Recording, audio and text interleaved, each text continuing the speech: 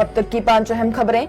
Paris हवाई अड्डे पर नमाज पढ़ने वाले लोगों का वीडियो वायरल होने पर मच गया हंगामा। फ्रांस की राजधानी पेरिस स्थित चार्ल्स डी गॉल हवाई अड्डे पर मुस्लिम समूह द्वारा नमाज अदा करते हुए फोटो सोशल मीडिया पर वायरल होने के बाद मामले ने तूल पकड़ ली है। विवाद को बढ़ता देख हवाई अड्डे का संचालन करने वाली संस्था एडीपी के सीईओ ऑगस्टिन डी रोमानेट ने बयान जारी करते हुए इस घटना की निंदा की। बयान में रोमानेट ने इस घटना को अफसोसजनक भी बता दिया। वहीं फ्रांस के परिवहन मंत्री क्लेमेंट ब्यून ने सोशल मीडिया साइट एक्स पर लिखा कि एयरपोर्ट अधिकारियों ने इस तरह की हालातों को संभालने का वादा किया है। सोशल मीडिया पर वायरल वीडियो में दर्जनों मुस्लिम यात्रियों को जॉर्डन के लिए उड़ान भरने से पहले डिपार्चर्स हॉल में नमाज अदा करते हुए देखा जा सकता है। पेरिस एयरपोर्ट पर नमाज अदा करने की घटना ऐसे समय में सामने आई है जब इजराइल और हमास के बीच जारी जंग की वजह से फ्रांस में पहले से ही तनाव चरम पर है। फ्रांस के सबसे बड़े airport Charles de Gaulle Paris के टर्मिनल 2B में लगभग 30 मुस्लिम यात्रियों के समूह ने 10 मिनट तक नमाज अदा की। फ्रांस में सबसे बड़ी संख्या में मुस्लिम और यहूदी लोग रहते हैं। यही वजह है कि फ्रांस की सरकार इस घटना को बहुत ही गंभीरता से ले रही है।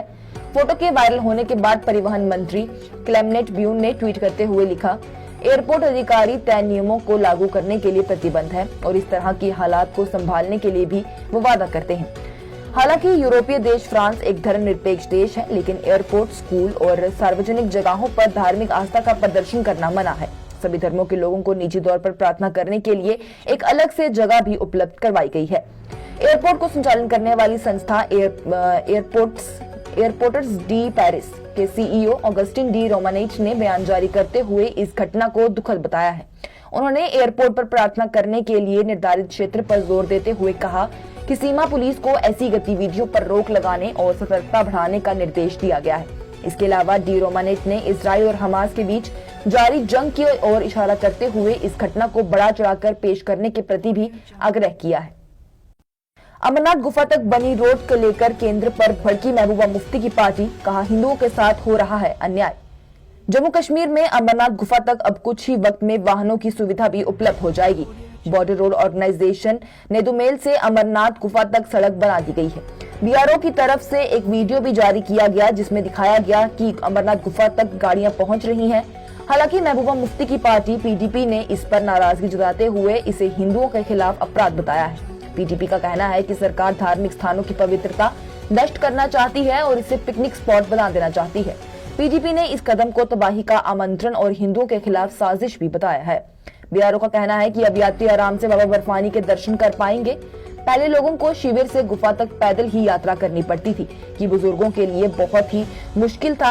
पीडीपी के प्रवक्ता मोहित भान ने कहा कि राजनीतिक लाभ उठाने के लिए ऐसा काम किया जा रहा है जो कि धार्मिक स्थानों के लिहाज से ठीक नहीं है। उन्होंने कहा कि इससे तबाही आएगी। भान ने सोशल मीडिया प्लेटफॉर्म एक्स पर कहा, इतिहास में इससे बड़ा हिंदुओं के खिलाफ पाप नहीं किया गया।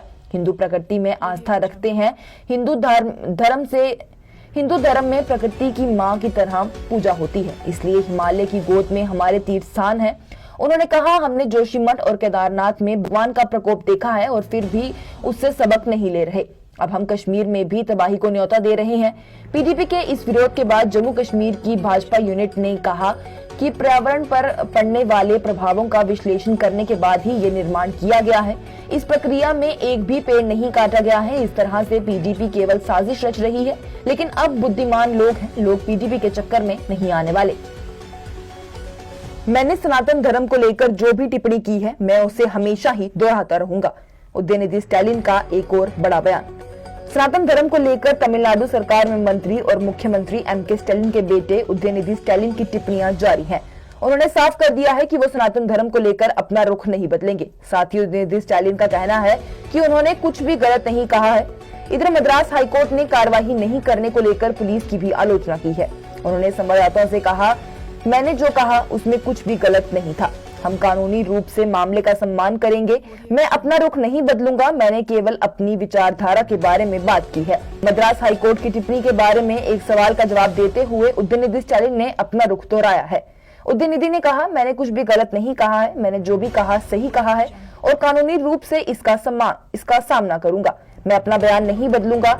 मैंने अपनी विचारधारा की बात की है। जो भी अम्बेडकर, पेरियार या तिरुमावलावन से ज्यादा कुछ नहीं कहा है। मैं विधायक, मंत्री या युवा मोर्चा का सचिव हो सकता हूं और शायद कल ना रहूं। इंसान होना ज्यादा जरूरी है।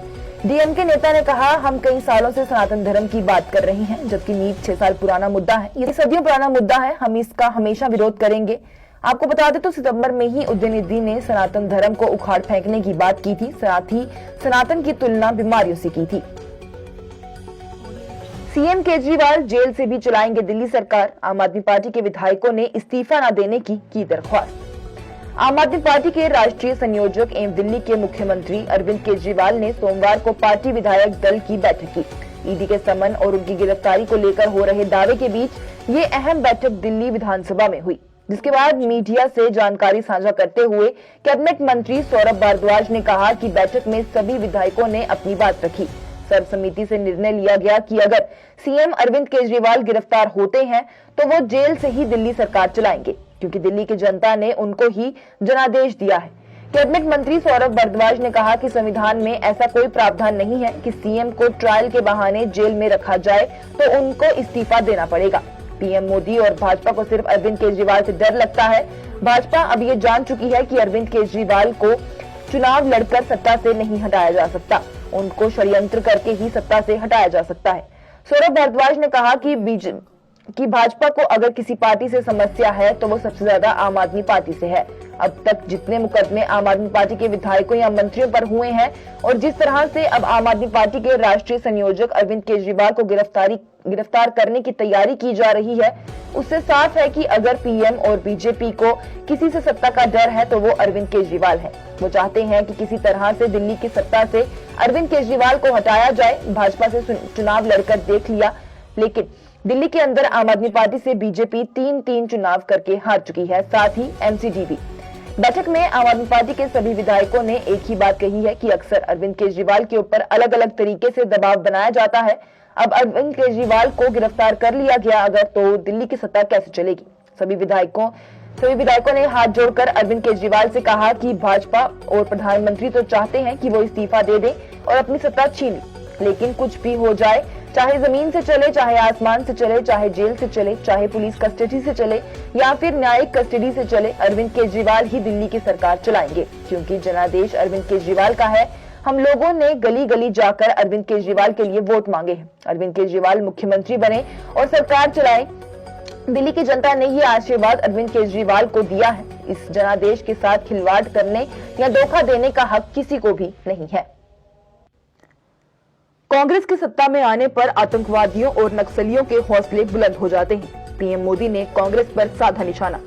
छत्तीसगढ़ में मतदान के दौरान कई नक्सली वारदातों के बीच पीएम मोदी ने कांग्रेस को आड़े हाथों लिया है। प्रधानमंत्री ने कहा कि छत्तीसगढ़ में नक्सलवाद पर अंकुश लगाने में कांग्रेस की ये सरकार विफल रही है। उन्होंने कहा कि जब जब ये पार्टी केंद्र में सत्ता में आती है तब तक आतंकवादियों और नक्सलियों के हौसले बुलंद हो जाते हैं। सरगुजा सुभाग में सूरजपुर जिले में एक चुनावी जनसभा को संबोधित करते हुए पीएम मोदी ने राज्य में कथित महादेव ऐप सट्टा घोटाले को लेकर कहा कि वो गारंटी देते हैं कि भारतीय जनता पार्टी इस मामले में दूध का दूध और पानी का पानी कर देगी। पीएम मोदी ने कहा कि कोई कितना भी बड़ा क्यों ना हो, उसे जेल जाकर अपनी जिंदगी गुजारनी होगी। इस मामले में मुख्यमंत्री भूपेश बघेल पर तंज कसते हुए प्रधानमंत्री ने कहा 30% कक्का खुलेआम सट्टा। बता दें कि छत्तीसगढ़ में मुख्यमंत्री भूपेश बघेल काका के नाम से लोकप्रिय हैं। प्रधानमंत्री ने कहा कांग्रेस की एक बड़ी नाकामयाबी रही है। जब जब कांग्रेस केंद्र में सत्ता में आती है तब तब देश में आतंकवादियों और नक्सलियों के हौसले बुलंद हो जाते हैं। कभी यहाँ कभी वहाँ बम फटने की खबरें आती हैं तो कभी मारकाट की खबरें आती हैं। जिस राज्य में कांग्रेस सत्ता में होती है वहाँ अपराध का, लूटपाट का ही राज्य चलता है। उन्होंने राज्य में नक्सली हिंसा के मारे गए बीजेपी कार्यकर्ता को याद करते हुए कहा कांग्रेस सरकार नक्सली हिंसा को काबू करने में असफल रही है। बीते कुछ समय में बीजेपी के कई कार्यकर्ताओं को हमसे छीना गया है। अभी कुछ दिन पहले हमारे साथी को गोली मारकर उसका जीवन खत्म कर दिया गया। प्रधानमंत्री नरेंद्र मोदी ने लोगों से सवाल करते हुए कहा कि क्या आपको बम और बंदूकों के साए में जीना है। उन्होंने कहा कितने ही पैसे क्यों ना हो, बेटा शाम को घर ना लौटे और बेटे की लाश घर पर आए तो उन पैसों का आप लोग क्या करेंगे। इसलिए हर किसी की सुरक्षा बहुत जरूरी है और हर किसी की सुरक्षा के लिए कांग्रेस को हटाना भी उतना ही जरूरी है। ये थी अब तक की 5 अहम खबरें। लेटेस्ट अपडेट्स के लिए देखते रहिए न्यूज इंसाइडर 24/7।